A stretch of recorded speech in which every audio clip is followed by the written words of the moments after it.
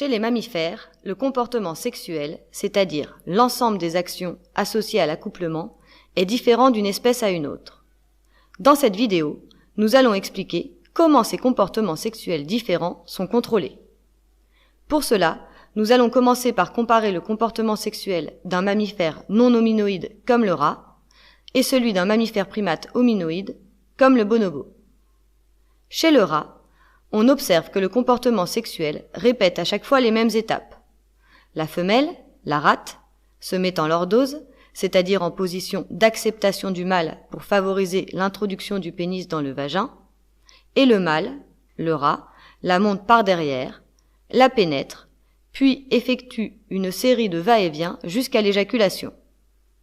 Cet accouplement est très bref et suit toujours la même séquence comportementale. On dit que le comportement sexuel chez le rat est stéréotypé. De plus, cette activité sexuelle ne s'observe qu'autour de l'ovulation, pendant une période appelée œstrus. Le comportement sexuel chez le rat semble donc lié à la fécondation et donc à la reproduction. Le comportement sexuel chez le rat et plus généralement chez les mammifères non hominoïdes peut donc être qualifié de comportement de reproduction. Si on s'intéresse maintenant au comportement sexuel d'un primate hominoïde, c'est-à-dire les primates les plus proches de l'être humain, comme le chimpanzé ou le gorille, on observe cette fois, en plus des accouplements, des pratiques sexuelles variées comme la masturbation, la fellation, les baisers. Ces pratiques sexuelles ne permettent pas directement la reproduction, mais permettent d'obtenir du plaisir. De plus, les primates hominoïdes font partie des rares espèces à pratiquer notamment l'accouplement en face à face. Il n'y a pas de lordose chez la femelle ni de période d'œstrus. Le choix des partenaires semble dépendre de préférences sociales, affectives, et l'activité sexuelle peut avoir lieu à tout moment de l'année. Le comportement sexuel chez le bonobo, et plus généralement chez les primates hominoïdes, comprenant des pratiques sexuelles non reproductives, peut être cette fois plutôt qualifié de comportement érotique. Comment expliquer ces différents comportements sexuels? Pourquoi les mammifères non hominoïdes comme le rat ont-ils plutôt un comportement sexuel de reproduction, alors que les primates hominoïdes, comme le bonobo, ont un comportement sexuel érotique? Chez le rat, l'accouplement ne s'observe que lorsque la femelle recherche le mâle, c'est-à-dire lorsqu'elle se met en lordose. Cette période, appelée œstrus ou chaleur, correspond au moment de l'ovulation.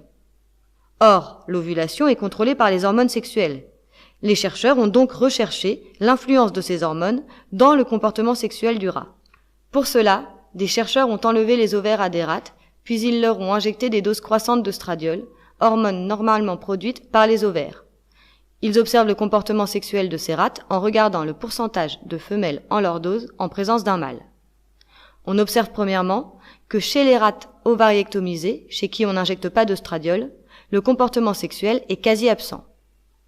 On observe ensuite que si on injecte de l'œstradiol à ces rats ovariectomisés, le comportement sexuel réapparaît. Et enfin, on note que plus la dose d'œstradiol injectée est importante, plus le comportement sexuel de la rate est développé. Ces expériences nous montrent donc que le comportement sexuel chez la rate est entièrement contrôlé par les hormones sexuelles. De même, des expériences sont réalisées chez le mâle. On castre des rats, c'est-à-dire qu'on leur enlève les testicules.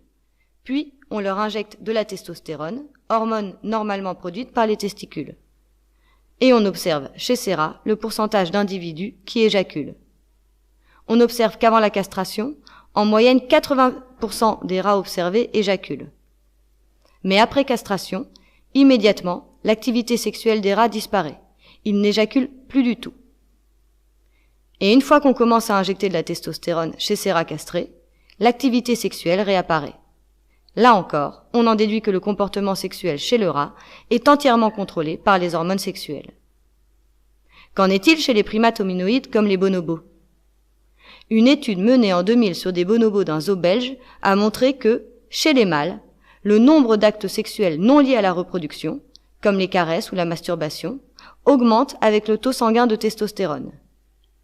Par ailleurs, chez les femelles en captivité, on a observé une variation du nombre d'activités sexuelles au cours du cycle menstruel avec un pic d'activité au moment de l'ovulation. Il semble donc que chez le bonobo aussi, il y a un lien entre comportement sexuel et hormones sexuelles. Cependant, Des expériences de castration chez le bonobo ont montré que l'activité sexuelle ne se mettait à diminuer qu'au bout de plusieurs mois, voire plusieurs années. Il semble donc que chez les primates hominoïdes comme le bonobo, le comportement sexuel est lié aux hormones sexuelles, mais ce lien n'est pas majeur. Il y a un autre système qui intervient dans le contrôle de leur comportement sexuel. En effet, la présence d'activités sexuelles variées, non liées directement à la fécondation, mais plutôt à une recherche de plaisir, suggère que le comportement sexuel des primates hominoïdes met en jeu des mécanismes cérébraux. Or, si on observe l'activité cérébrale d'un être humain en train d'observer une image érotique, on observe que plusieurs zones du cerveau sont activées.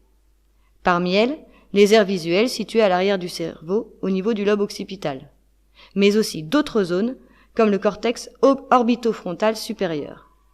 Cette partie du cerveau fait partie de ce qu'on appelle le système où circule la récompense.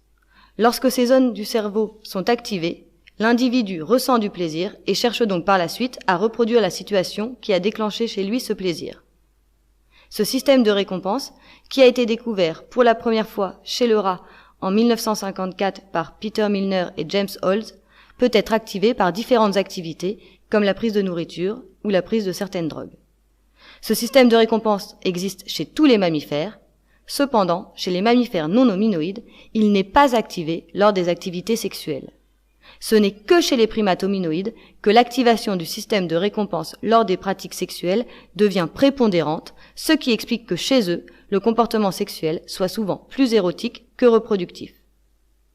Par ailleurs, puisque chez l'être humain, le comportement sexuel est contrôlé majoritairement par des mécanismes cérébraux et non par les hormones, il peut donc être influencé par des facteurs affectifs culturels mettant en jeu des processus cognitifs complexes contrôlés par le cerveau.